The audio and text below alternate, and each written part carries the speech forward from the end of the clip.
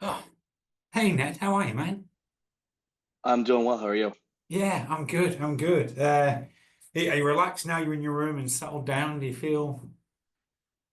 Yeah. This has been a pretty nonstop trip, so I'm relaxed, but I'm still just kind of tired, but in a good way. Tired because we're You're on playing, tour. and that's good. Yeah, yeah. Yeah. I imagine that's been today. It's been like you gotta go here, you gotta do this, this has to happen, and you're like, can I just sleep? Like, Uh, yeah, but it's okay. all right, cool. How is South America at the moment? It's great. We kind of had a pretty crazy schedule. We did two shows in Spain, and then had a couple days off there, and then we flew to Mexico direct from Barcelona, Wow. and started the tour like 5 days ago here, and it's been going really well. The shows are really cool. All the people helping us out are awesome. The bands are great, and yeah, just having a really good time.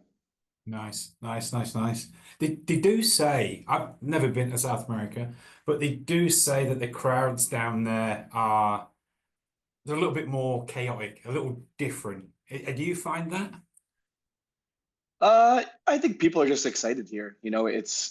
I think there's like, for instance, we played Guatemala for the first time. I mean, all these places that we were playing for the first time, but Guatemala is a country that I've never been to before, and they were telling us how the people who are booking shows are like in the first generation of punks in Guatemala, and so it's like there are places where it's just everything is kind of relatively new, and I think it's just yeah. So bands coming is even now it's still just like an exciting thing, and so I think people are just excited about live music and they're excited about bands, and it just kind of shows. Yeah. Well, let's hope they don't lose that and you don't lose that either. Talking of touring, and this is the reason why we're talking, of course, is you will be in Australia Hmm. in a couple of weeks. Yes. Yeah. Going to be on the New Bloom Festival. Are you looking forward to it? Yeah, of course. Yeah. It's so yeah, it's something that it honestly I didn't even know if it would be possible for us, and then it just kind of came together really quickly, and and it's something that we're all excited for, and I think the shows are going to be really cool. Yeah, it's Australia is probably the farthest away we could get from where we live, and so it just I just kind of assumed like, man, I don't know, it seems like it's a difficult thing to pull off, and then everything came together so quickly and easily, and now it's just a reality, and it's yeah, it's coming right up. So it's I think it's going to be a good tour, and I think yeah, everybody's excited for it.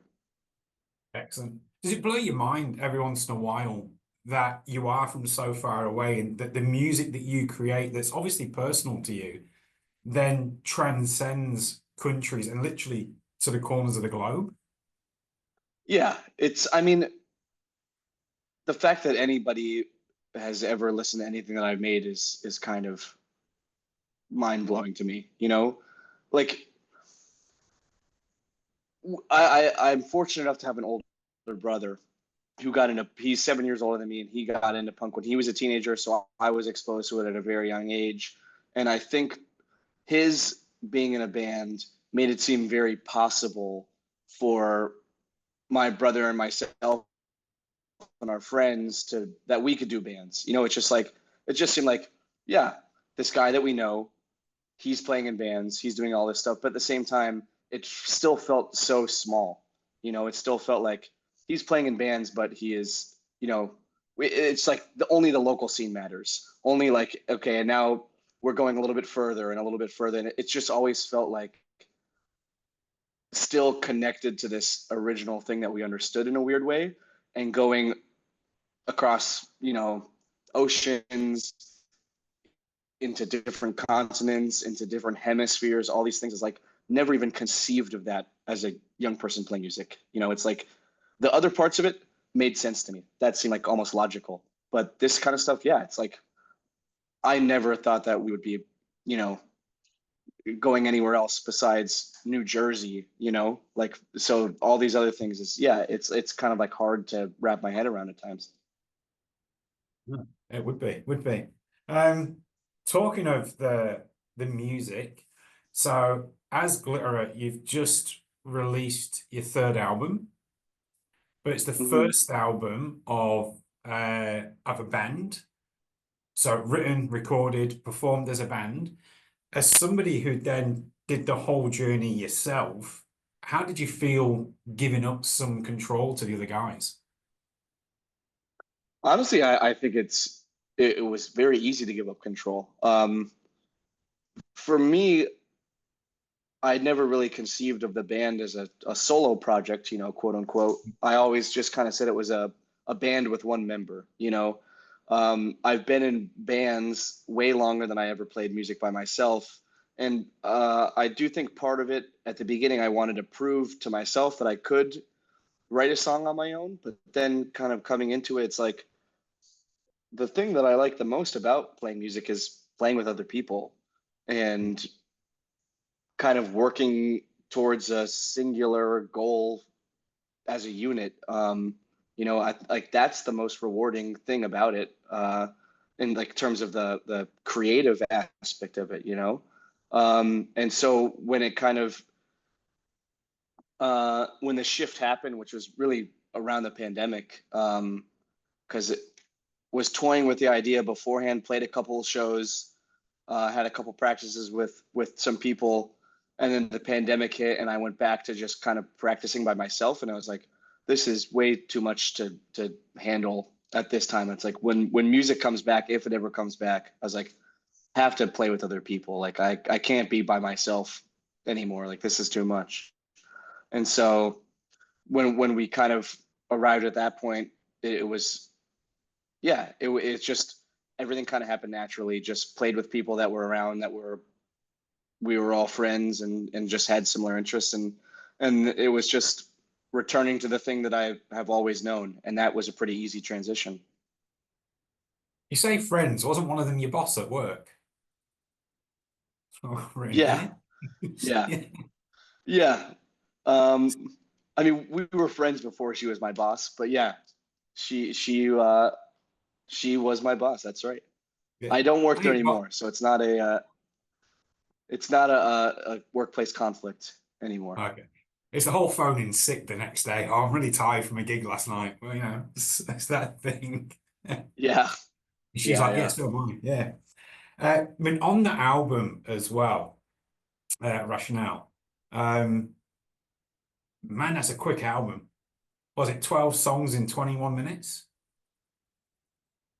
Yes, something like that. Yeah. When you, as a group, you were creating that, were you aware of just how um, uh, punchy and to the point and streamlined it was? You know, the beginning of the band, I was very conscious of the length of the songs. And I think maybe part of it was honestly a little bit of insecurity because I was like, this is all me. Uh, I don't think anybody's going to want to listen to it for more than a minute, you know? And obviously, there's like aesthetic choices going on as well, and references to other bands with short songs. But it just felt like it was working, you know. Hmm. And then as time went on and the band kept going and kind of whatever I guess evolved, you can say, um, we kept writing songs, and it would feel like they would hit their kind of natural stride, and they would get to all the parts that we needed them to get to, and we would kind of, everybody would sign off. I'm like, yeah, this is a complete idea. It does, like it is a song in full, and then we would record it to see what it was looking like, and it would be like a minute and 15 seconds. And like at that point, it was kind of like, I think this is just the natural length of it. We weren't saying we have to trim these other parts, we have to get rid of all this like excess stuff. It was just the songs that we were writing ended up being short. And I think a lot of it has to do from just coming from punk and hardcore. And I think that's like the subconscious part of it that I was maybe not completely aware of at the beginning, is like I learned to write songs and learned to listen to music by listening to records that were, 12 songs in 15 minutes. Mhm. Like there's just this kind of I don't know, economy to the songs that you don't really need to do much more. And I think that while glitter maybe doesn't really sit in with those bands perfectly, uh, in a musical sense, I think ideologically, and I think just I don't know, in a lot of other ways, we're very much informed by all those bands that I grew up listening to, and still listen to. But yeah, it's like it was just a simple way to think about writing songs. No, exactly what you said was the first thing I thought. It was a very much a punk influence that was in there, and an attitude of how to do Yeah. stuff. You've got so you got the three festival slots on New Bloom. You then got three what we call side shows with balance and composure. There will be people who will not know who Mhm. your band Yeah. is. So, how would you describe your band's show for those who don't know? Mm, excuse me. That's always a tough one because I feel like too close to it to really give an accurate description. But the thing is, I don't know. I think that we are just a band who plays, you know, kind of melodic music, and we play it kind of aggressively live. Uh, we try to play it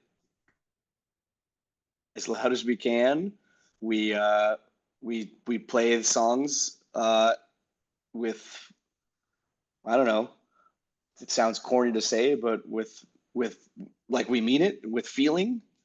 And yeah, I think that we're always just going into it trying to play to the best of our ability. And the way that I approach music, it's just, I don't know, I I really care about it and I'm really still moved by it. And I can't help but kind of just, I don't know, express that when we play live. And so it's yeah, I think it's a fairly, I guess, energetic kind of live show, which may not come off on record. But yeah, it's just, I don't know. That's a tough question to approach from my perspective. Oh, that's why I asked it, man. It's not a free ride here, so I've got to do it. Now, my last question though, because I know I'm wary of time and of course your own travel there. So, a bit of a generic one. What are you most looking forward to in Australia?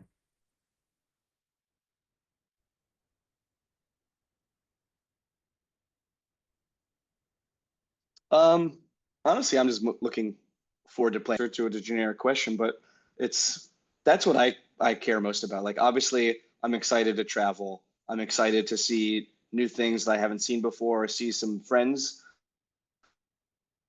in Australia that I haven't seen in a very long time.